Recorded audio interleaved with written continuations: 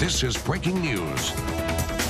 And we begin with breaking news from Posey County. An arrest has been made in last weekend's murder in Mount Vernon. I'm Nicole M. After hours of debate, that vote on the House floor ended just moments ago. It's a huge victory tonight for President Obama.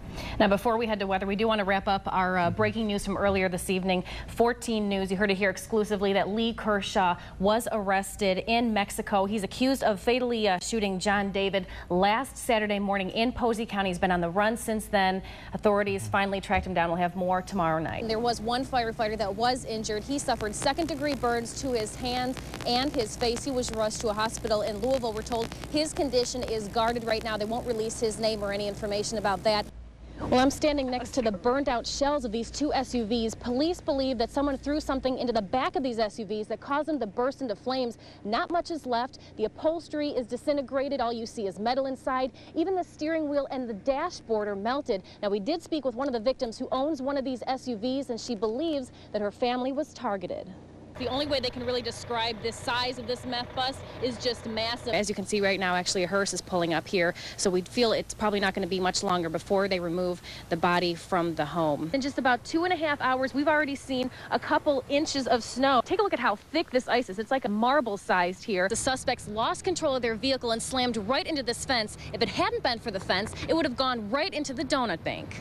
Two people we know were hit. They were taken to St. Mary's Hospital. Their injuries, to the extent of their injuries, are still unknown at this time, and police say the suspects got away and they were not able to get a good description of what type of vehicle they were driving. Tragedy on the Ohio River tonight after the body of a woman believed to be a missing jet skier was found. Well, Evansville police say they had to use a stun gun on a man twice during a traffic stop last night.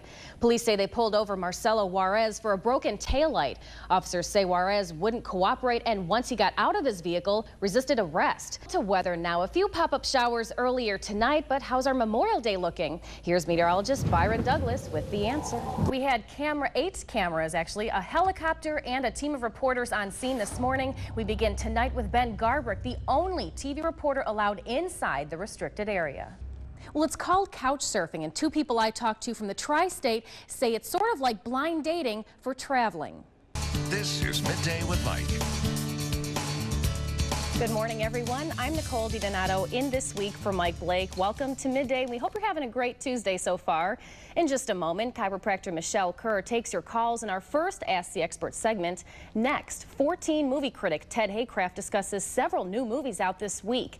Then, looking for a job? What not to do in an interview is the topic of our Career Pathways segment, and Dan Gielach with HR Solutions is our guest for that. And finally, Greg Shekel is here to answer all of your heating and air questions. If you're looking for a job or know someone who is, you want to listen to this next topic. It's how to avoid the worst interviewing mistakes of all time. Well, stay safe out there. My gosh, I got to put you in like, some bubble wrap, to prevent yourself. But it's good, though, that she's helping you. We have a few callers who were nice enough to stay online over the break. Let's go ahead to Jeannie from Evansville. Thank you for holding, Jeannie. Well, do you remember how nerve-wracking interviewing for a job can be? But Dan Gielach of HR Solutions says that's not an excuse for making these interviewing mistakes. It's something that I was not expecting to wake up to. Jacob Embry says he's used to things hiding in his family's Lewis Avenue garage. Last week it was a litter of kittens, but he never would have thought a suspected drug dealer. According to Evansville police, it all began when Joint Task Force received a tip that suspected drug dealers Marquis Johnson and Clayton Doctor were driving north on 41 into Evansville. As police tried to stop their silver car, officers say the pair sped up 41 to Lincoln Avenue. According to police, the suspects lost control of their vehicle and slammed right into this fence. If it hadn't been for the fence, it would have gone right into the donut bank. Two jumped out and fled north. One went this way and the other one went down Lewis Avenue. Police eventually caught Johnson, while several officers and sheriff's deputies searched Lewis Avenue for Doctor. A canine unit tracked Doctor sent to the Embry's garage. The next thing I know, I heard a lot of screaming and hollering and saw lots of policemen going up my driveway. My mom was yelling, "There's someone in our garage." Doctor was carried out on a stretcher. Police say he was bitten by a canine. Johnson was injured in the crash and was also taken to the hospital. As the neighborhood returned to normal, members of the Drug Task Force continued to retrieve evidence believed to be cocaine, they say thrown by the suspects as they ran from police. As for the Embrys, it's a morning they won't soon forget. I wasn't worried. I mean, how can you be with 50 policemen and all these dogs? Nicole DiDonato, 14 News, Evansville.